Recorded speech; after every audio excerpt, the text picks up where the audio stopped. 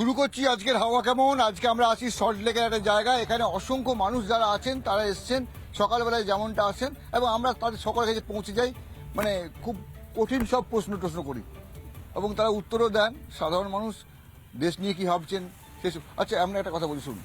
এখানে তো যারা দেখতে পাচ্ছি তাদের সকলের বয়স 60-এর উপরে, আর আপনাদের দেখে তরতাজা মনে হচ্ছে, ইয়ং। আপনিও সকালে দৌড়ান নাকি? আমি সকালে একটু মর্নিং ওয়াক করি, কারণ আমি দেশে কমান্ডোতে ছিলাম। অতএব এই যে কালচার সেটা ছাড়তে পারিনি। সকালে উঠে একটা মর্নিং ওয়াক না করলে অ্যাকচুয়ালি মনটা ভালো থাকে না। হাওয়া যে বাইরে, ওইসব ছাড়ুন, আপনার কালচার তো আপনি কমান্ডোতে করে এসেছেন, যাদবপুরের কালচার তো পুরো পাল্টে গেছে বলছি। যাদবপুরে দেখতে গেলে এটা একটা অত্যন্ত পশ্চিমবাংলার ক্ষেত্রে অত্যন্ত নিন্দানীয় ঘটনা। এই যে বাম এবং অতি বামের যে সংগঠন, নকশালের যে সংগঠন, যেভাবে বাংলা তথা বাঙালিকে বদনাম, এবং একটা যাদবপুরে ইউনিভার্সিটির মধ্যে এই যে চক্রান্ত, এটাতে পুরোপুরি একটা রাজনীতির চক্রান্ত রূপে বদলি করে দেওয়া হলো। এই যে পরিস্থিতি, বাংলার মানুষ কি ভাবছে জানেন? বাংলার মানুষ ভাবছে যে ভয়ঙ্কর পরিস্থিতি পরবর্তীকালে আসছে। প্রতিটা ক্ষেত্রে দেখুন, সব ক্ষেত্রে রাজনীতি করছে। অতএব আমাদের বাঙালি এবং বাংলা সেন্টিমেন্ট এবং স্টুডেন্টস ইউনিয়ন এবং স্টুডেন্ট ছাত্রদের সংগঠনকে নিয়ে একদম পুরোপুরি চক্রান্ত করছে এবং রাজনীতি করছে। এইভাবে বাংলাকে বদনাম করা যাবে না।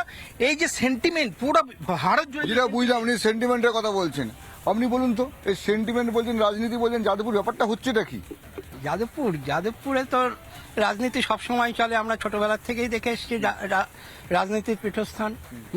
সে বামপন্থী থাকুক আর ডানপন্থী থাকুক, সেটা কোনো ব্যাপার না। যাদবপুরে যে ঘটনাটা হলো, এটা কেন ঘটলো? ডাক্তারদের একটা মিটিং হচ্ছে সারা বাংলার ডাক্তারদের নিয়ে, ওয়েবটার, কিন্তু শেষ জায়গাটা বাঁচলো হলো যাদবপুর ইউনিভার্সিটি। ডাক্তারদের মানে ওয়েবকুপা টিচারদের, ডাক্তার না, সরি, টিচারদের একটা সংগঠন। তারা কেন অন্য কোনো জায়গা পেল না, যাদবপুরকেই বেছে নিল। শুধু যদি এটা যাদবপুরের টিচার্সদের নিয়ে হতো তাহলে কোনো কথা ছিল না, ঠিক আছে। এটা মনে হচ্ছে এর মধ্যে একটা চক্রান্ত রয়েছে, ইচ্ছে করে এটাকে একটা বিভ্রান্তি তৈরি করা এবং একটা সংঘর্ষ লাগিয়ে দেওয়া। মন্ত্রী গেছিলেন তো, সেটাই তো, মন্ত্রীর দ্বারাই তো চক্রান্তটা তো রাজ্য সরকারের থেকেই হচ্ছে, বুঝলেন।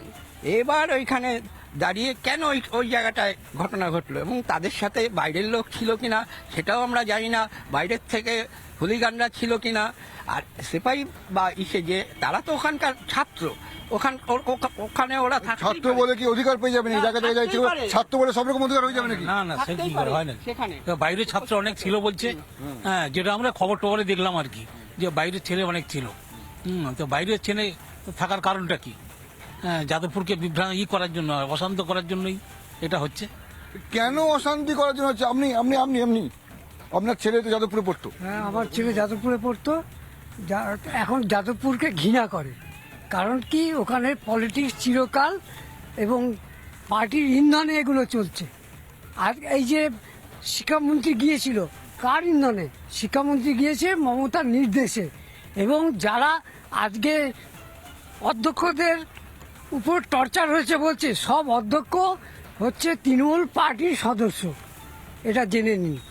তারা তৃণমূলের হয়েই কথা বলবে, তারা অন্য কারোর হয়ে কথা বলবে না, অন্য কাউকে কথা বলার সুযোগ থাকে না।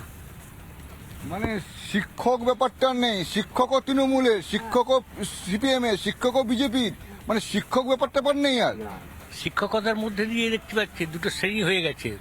একটা শিক্ষা দেবে, সে শিক্ষা দিচ্ছে না, পার্টির ব্যাপারে এসে যাচ্ছে। আর ছাত্রদের মধ্যে একটা ব্যাপার থেকে যাচ্ছে, তাদের মধ্যে শিক্ষা গ্রহণের ব্যাপারটা থেকে রাজনীতি করার ব্যাপারটাই বেশি চলে যাচ্ছে। এটি দেখতে পাচ্ছি আর কি। সব কিছুতে যাদবপুর কেন? যাদবপুরে এরকম হচ্ছে কেন? আমার মনে হয় যাদবপুর হচ্ছে, অতীত থেকেই দেখছি, অতীত থেকে শুরু করছি, যাদবপুর হচ্ছে বিপ্লবের পীঠস্থান। সমস্ত কিছু যাবতীয় অন্যায় অত্যাচারের প্রতিবাদ এর আগেও দেখেছি, অভয়াকাণ্ডে যাদবপুর থেকেই উৎসারিত হয়। এটা একটা কি বলবো, এটা একটা প্রতিবাদের ভাষা। আমরা যাদবপুর থেকে প্রথমেই আমরা শুনতে পাই, এবং যাদবপুর থেকে এটা উৎসারিত হয়। এখন যাদবপুর বিশ্ববিদ্যালয় খারাপ দিক ভালো দিক এখন সবই আছে, প্রতিটা জায়গার খারাপ দিক ভালো দিক থাকে। আমরা খারাপ দিকটা দেখলে হবে না, খারাপ দিক খুবই নগণ্য দিক। ভালো দিকটা আমরা দেখব, ওখানকার ছেলেদের যে ভাষা, ওখানকার ছেলেদের যে লড়াই করার যে দিক, সেইটাকে আমরা শ্রদ্ধা করি। আমি ব্যক্তিগতভাবে বলছি, আমি শ্রদ্ধা করি, ওদের লড়াইটাকে আমি সম্মান জানাই, কুর্নিশ জানাই। একটা শিক্ষা বন্ধু সংগঠনের যেটা আগে আমার না, বন্ধু না, আপনি তো বলছেন ঠিক আছে, কিন্তু কেউ কেউ বলছে যাদবপুর আসলে কিছু কিছু মানুষ নৈরাজ্যের পীঠস্থান, রাজ্যটাকে নষ্ট করে দেবে, দেশটাকে। ওটা তাদের ব্যক্তিগত মত। আমার ব্যক্তিগত মত ওটা বিপ্লবের পীঠস্থান। আমি শ্রদ্ধা করি যাদবপুর ইউনিভার্সিটিকে, ওখানকার যারা লড়াকু ছেলে, যারা আমাদের আগামী দিনের ভবিষ্যৎ, তাদের লড়াইকে আমরা সম্মান জানাই, শ্রদ্ধা জানাই। আমি ব্যক্তিগতভাবে তাদের কুর্নিশ জানাই। না, তাহলে মন্ত্রীর গাড়ির সামনে চলে যাবে, সবকিছু ঝামেলা হবে, যাদবপুর মানেই ঝামেলা। যাদবপুর ঝামেলা এটা পরিকল্পিত হচ্ছে কি হচ্ছে না সেটা ব্যাপারই তো আছেই, সবাই মানুষ দেখছে। কিন্তু যাদবপুর একটা বিরাট আমাদের সম্মানের জায়গা ছিল, এই জায়গা নেই, ছিল এখন নেই তো। নেই, হারিয়ে যাচ্ছে জিনিস। মানুষটা এখন সবাই গার্জেনরা ভয় পাচ্ছে, যাদবপুর নিয়ে একটা আতঙ্ক এসে যাচ্ছে। যাই বলে গেল, সবাই বিভিন্ন রকম মতামত দিয়েছে, দিয়েছে, আর কোনো মতামত দেওয়ার মতন আমার জায়গা নেই এখানে। জায়গা নেই, মতামত দেওয়ার জায়গা নেই বলছে। যাদবপুর একটা শিক্ষা প্রতিষ্ঠান, সবাই জানে। শিক্ষা আপনি কি প্রতিষ্ঠান বলছেন? নেই, ওটা এখন রাজনৈতিক স্থান হয়ে গেছে এবং ওখানে যত মানে রাজ্য সরকার ও জায়গাটা একেবারে পুরো অরাজনৈতিক ইয়ে করে ফেলেছে। শিক্ষা প্রতিষ্ঠানটাকে এখন রাজনৈতিক স্থান পরিণত করেছে, এটা হওয়া উচিত না। না, ছাত্ররা তো রাজনীতি করবে। ছাত্র রাজনীতি করবে ঠিকই আছে, কিন্তু সেটাকে অন্য একটা নিজেদের স্বার্থেতে ব্যবহার করছে।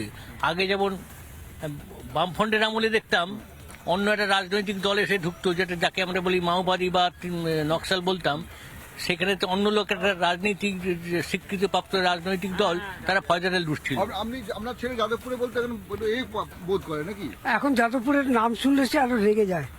রেগে যাচ্ছে। এতগুলো মানুষের ভিন্ন ভিন্ন মত আছে, কিন্তু একটা মত সবার কাছে আছে, যাদবপুর ইউনিভার্সিটি, যাদবপুরের পড়াশোনা, যাদবপুরের ছেলেমেয়েরা অনেক উপরে যায়, অনেক পড়াশোনা করে, কিন্তু ওখানে একটা কিছু ঘাঁটি গেড়ে আছে, আর সেই ঘাঁটি থেকেই যত নৈরাজ্যের সৃষ্টি হচ্ছে। বিভিন্ন মত থেকে এটাই মোদ্দা কথা উঠে এলো। আজকের হাওয়া কেমনে আমরা মানুষের মনের কথা জানলাম এবং বুঝলাম মানুষের মন দ্বিধা বিভক্ত। যা সবাই চায় যাদবপুরে উন্নতি হোক, কিন্তু এইভাবে নয়। আজকের হাওয়া কেমন এই পর্যন্ত, আগামীকাল অন্য কোথাও মানুষের মনের কথা শুনবো হাওয়া কেমন অনুষ্ঠানে।